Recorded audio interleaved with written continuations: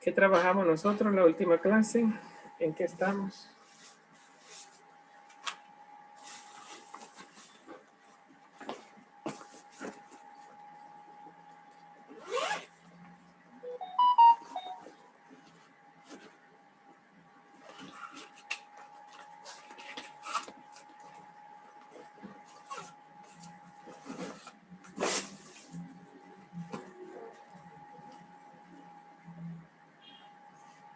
Bien, nada, entonces, ¿alguna intervención?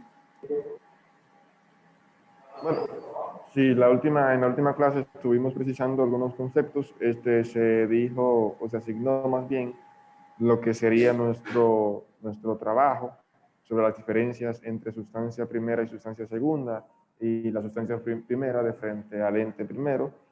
Y creo que no sé si se acordó que se darían algunos detalles en cuanto a esto. Okay. Para precisar lo que se requiere. Bien, porque estamos en el concepto de sustancia primera. Se nota que por lo que estamos trabajando en este capítulo, creo que el capítulo 5, ¿verdad?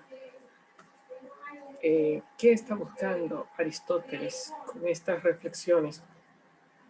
Donde siempre está navegando entre los tres criterios de manera análoga, sin poder atrapar lo que se llama la identidad de la materia, sin poder atrapar lo que es la sustancia primera, porque la sustancia primera es lo que hay de materia en cada individuo, de materia prima en cada individuo.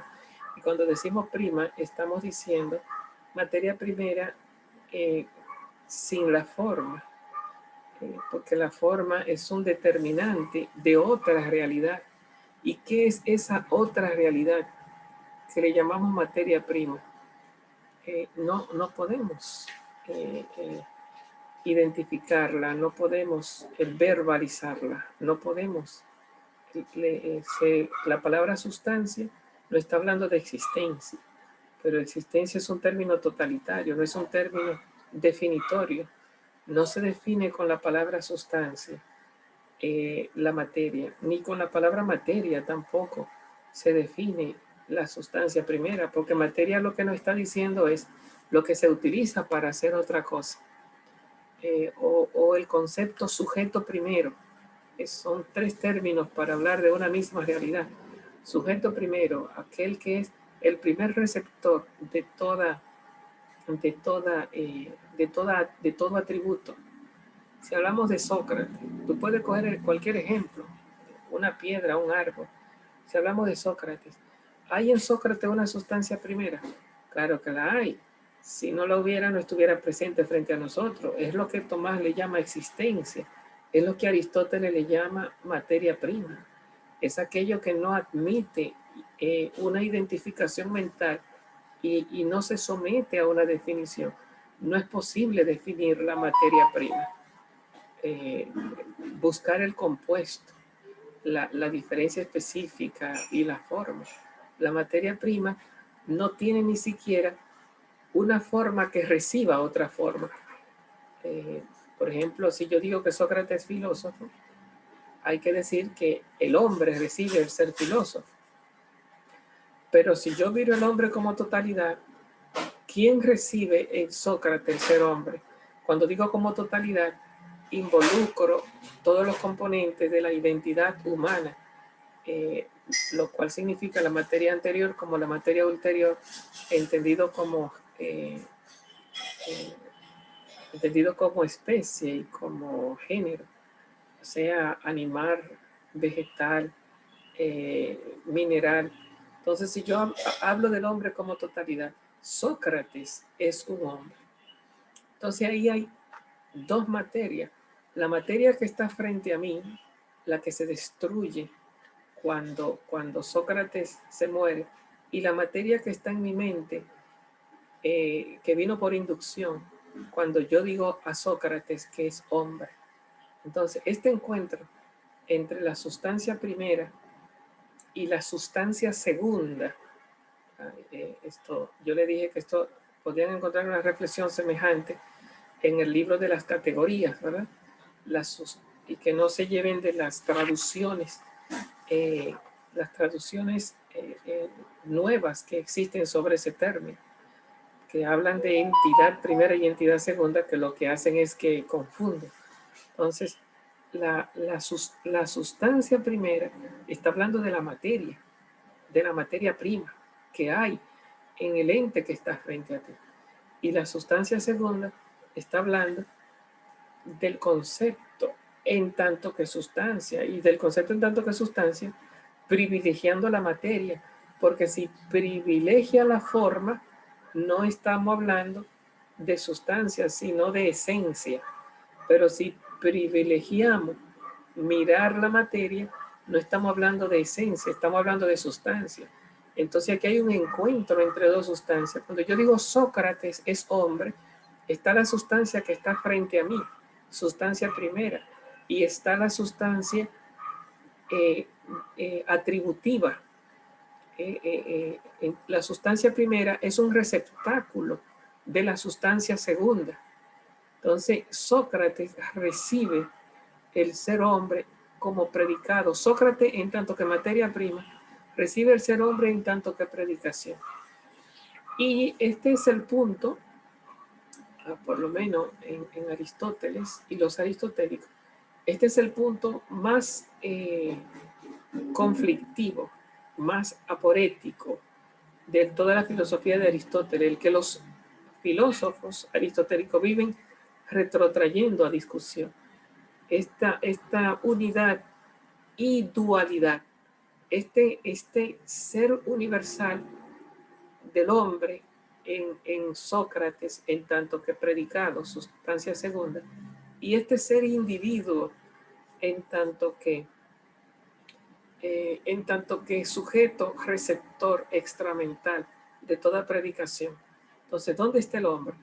¿En Sócrates individuo o en Sócrates universal? Digo universal en tanto que atributo, en tanto que predicación. Entonces, es ese juego ahí, donde hay Aristóteles quiere lograr ver lo que se llama la unidad, porque dice que en algún momento la comunidad Sócrates implica la unidad del hombre que está frente a mí, y la unidad no es diferente de la comunidad.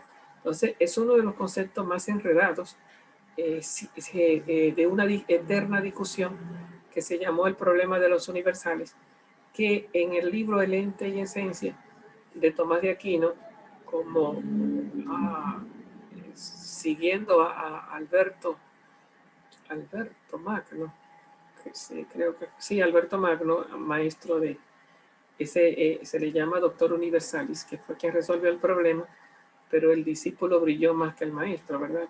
Tomás asume la respuesta de Alberto Magno y termina dilucidando el problema.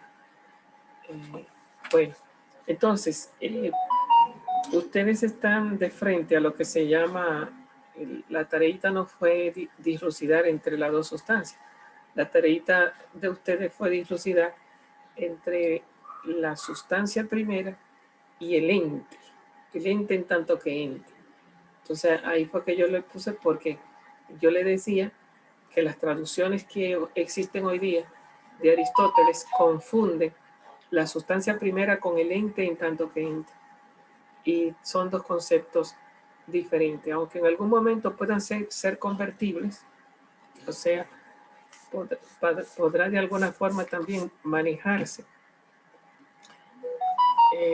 Podrá manejarse el concepto de forma equivalente en algún momento. No son conceptos iguales, son conceptos diferentes. Cuando hablamos del ente en tanto que ente, estamos hablando de una visión holística que implica todos los accidentes, todos los predicados. Estamos hablando del ente en tanto que ente, el sujeto es la totalidad. Sócrates en tanto que filósofo, en tanto que griego, en tanto que hombre, y no podemos definir la totalidad holística, la totalidad de ningún ser. ¿Por qué? Porque es un ser dinámico, receptor siempre de nuevos cambios, y aún se estatifique y lo detengamos, la diversidad le impide una definición.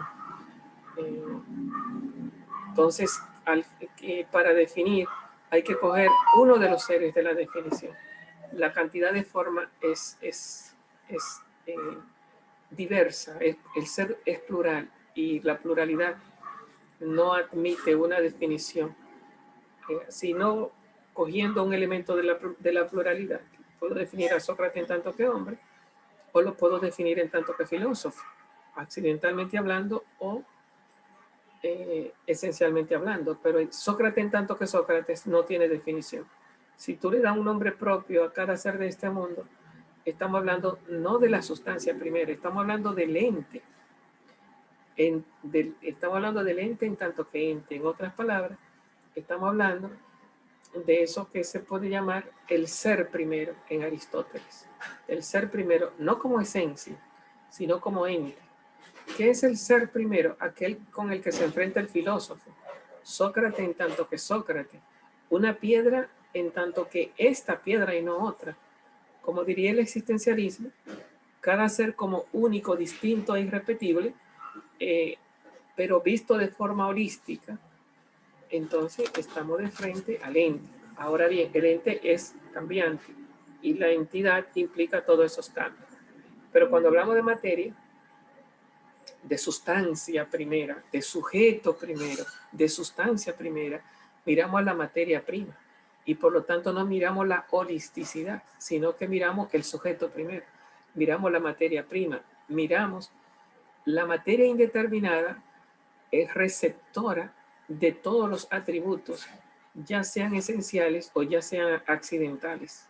Entonces, cuando estamos de frente a Sócrates, Sócrates es un individuo, es Sócrates, individuo, persona, único, distinto y irrepetible desde dos ópticas.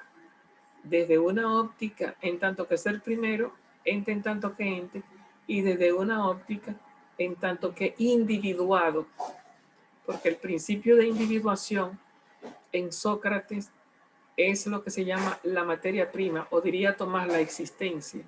¿Qué significa el principio de individuación?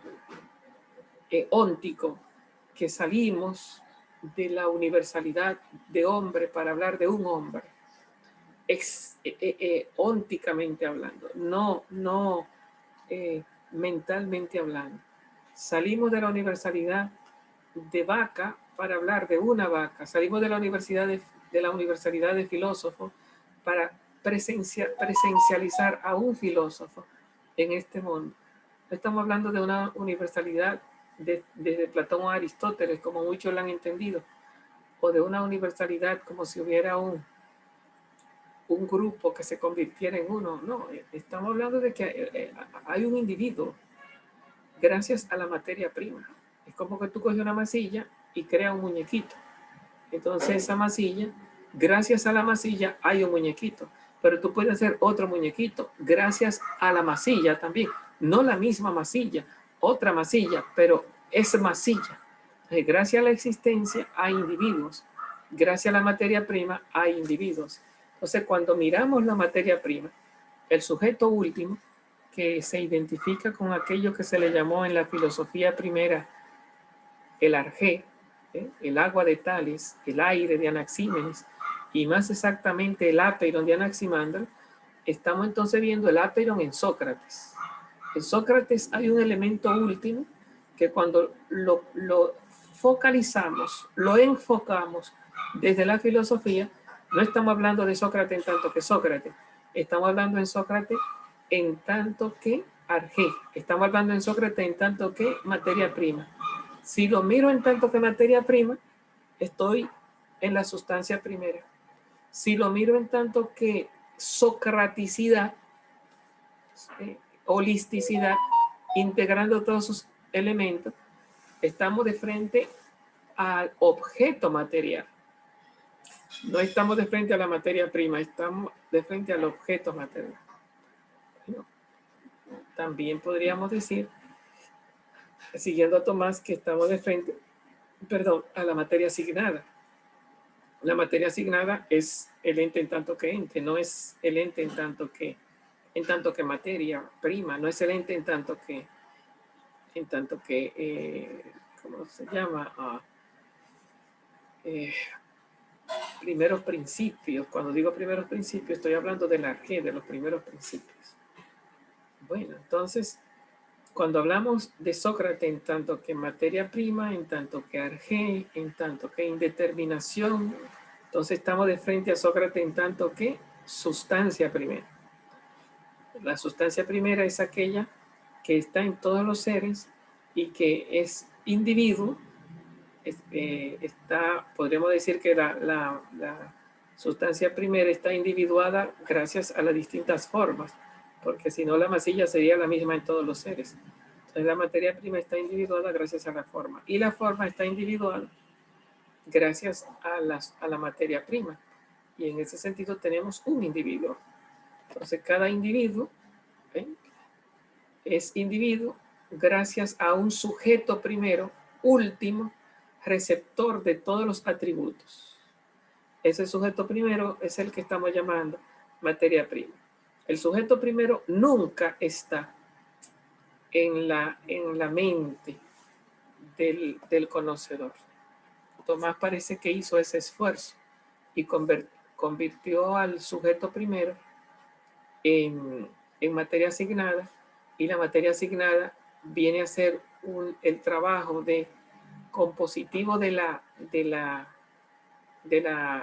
especie, formando un nuevo compuesto que Tomás le llama ente primero, ente de primer modo. Entonces Tomás lo maneja dentro del conocimiento con una función conceptual. Tomás de Aquino coge a Sócrates y le llama materia asignada, porque así como animal está individuado por racional, hombre está individuado por Sócrates. Y en ese sentido, cualquier ser individual que yo signe, en el lenguaje tomista, ya esto no es Aristóteles, cualquier ser de este mundo que yo signe o nombre, en tanto que se corresponde con una esencia o concepto, Tomás, a diferencia de Aristóteles, rompe esa liga que Aristóteles quiere lograr, que en algún punto lo universal del hombre se unifica con el individuo. Entonces Aristóteles nunca pudo salir de querer unir la sustancia segunda con la sustancia primera. Tomás crea la división, pone a Sócrates como sustancia primera fuera de mi mente y a el hombre, la sustancia segunda, dentro de mi mente. Y cuando yo predico de Sócrates, que es hombre, entonces hay un encuentro, hay un encuentro unificador de un nuevo concepto que Tomás le llama ente de primer modo, aquel que se dice según las 10 categorías. Entonces cualquier ser que yo designe de este mundo, ya sea de manera primera o segunda, en Tomás de Aquino encontraremos el ente del primer modo, que se encuentra bajo dos tipos de predicados, un predicado absoluto y un predicado relativo. Si predico de Sócrates, que es hombre, pues entonces hay un ente de primer modo en sentido absoluto. Si predico de Sócrates, que es un individuo extramental, que es filósofo, sigue siendo materia asignada, solo que no estoy enfocado en la sustancia absoluta, sino en la sustancia relativa. La materia, estoy en lenguaje de Tomás, me fui de Aristóteles a Tomás, porque al final quien arregla este problema no es Aristóteles, quien arregla este problema es Santo Tomás. El problema de la diferencia entre la sustancia primera y la sustancia segunda y cómo se encuentran en el conocimiento. Se encuentran bajo el concepto de ente primero en su diversidad de predicados. Entonces una filosofía sumamente bonita e iluminadora. El problema es que nadie la entiende o cuesta mucho entenderla. Entonces los filósofos prefieren abandonar y trabajar filosofías menos profundas y más entendibles a entrar en las raíces del pensamiento, de ver las cosas, cómo se pensaron y qué soluciones se le dieron, y cosas que todavía no se han superado, porque si son superables, habría que entenderla bien para superarlo. Lo que se ha hecho es, se ha abandonado y crear filosofías alternativas, que al final terminan cayéndose o creando modas momentáneas o posicionándose con algún aporte, pero que al final no derriban, ni cambian, ni modifican, ni acrecientan el legado de la tradición tomista, aristotélico-tomista, que está ahí esperando. Si es descartable, pues que se descarte lo que sea descartable y que se corrija lo que sea corregible. Pero está ahí como un legado que lo que hacen nuestros filósofos más es que le salen huyendo en vez de enfrentar. Y interesantemente, los que se acercan un poco más, pues normalmente se hacen doctores, ¿no? Aparecen doctores que se contradicen unos con otros, con el mismo Tomás y con el mismo Aristóteles, pero se convierten en personas profundas que en vez de cambiar y modificar y acrecentar el legado, lo que hacen es se posicionan en una parte y se ponen a discutir con los otros terrenos desde ese enfoque y se convierten en luces de estos luces de los nuevos tiempos, pero no enfrentan a modificar, a cambiar, a profundizar, a criticar, digamos, el legado. Si ustedes se darán cuenta, en la medida que van entendiendo a Tomás y Aristóteles, que en la medida que van leyendo a aristotélicos y atomistas, se van dando cuenta que constantemente se alejan de Tomás y de Aristóteles. Te pueden dar muchas luces, pero normalmente se alejan. Y los tomistas terminan siendo aristotélicos. Y los aristotélicos terminan siendo tomistas en muchos puntos. De tal manera que se nota que hay o se explican desde otros filósofos y hasta los nombres se les cambian. Si entienden, se darán cuenta de los errores de nuestros filósofos. Si no lo entienden, pues estarán creyendo que con los filósofos nuevos están acercándose al legado de Tomás y de Aristóteles, y tal vez en otro momento, si sigue la profundidad, terminarán entonces entrando en el desconcierto. Bueno, entonces, volviendo a la ideita, yo creo que está ya más o menos explicada la tareita que tienen que hacer. No es lo mismo una visión holística del ente en tanto que ente, que implica todos los accidentes, la esencia, la materia, que si tú le vas a llamar materia, se le llama materia asignada a la luz de Tomás, o se le llama, de la noxiología se le llama objeto material, pero que desde la filosofía de Aristóteles se le llama ente en tanto que ente, o el ser primero. Ese ser primero es indefinible por la diversidad de atributos. No es posible meter un ciclón en una sola idea, una diversidad en una unidad. Y la sustancia primera, que no es el ente en tanto que ente, que no es el ser primero, sino la materia prima que hay en cada ente, esa materia no es definible, no por diversidad, sino por ausencia de forma. La materia prima es indeterminada. La materia prima aporta densidad existencial, aporta unidad presencial. La materia prima aporta existencia, sustancialidad. Pero ella misma, aunque aporte el fundamento de toda identidad o de toda esencia, ella misma no es esencia ni es identidad.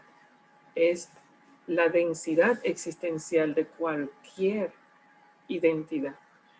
y en tanto que sí misma es indefinible, porque cuando tú llegas a definir no caes en la materia, cae en la forma determinante de esa materia, ya sea forma esencial, el ser primero como esencia, o ya sea forma accidental, el ser segundo como modificación de un ser primero que sería la esencia. Y la esencia tiene su forma que modifica a una materia primera que es quien sustancializa a los seres. Esa materia prima es lo que le llamamos, no en la mente, sino en los individuos, le llamamos sustancia primera. Si la vemos en la mente, le llamamos sustancia segunda. Si el tiempo se acabó, nos queda menos de un minuto. Si tienen alguna pregunta, pues a la entrada, dentro de unos 15 minutos, entonces harían sus preguntas. Hasta ahorita.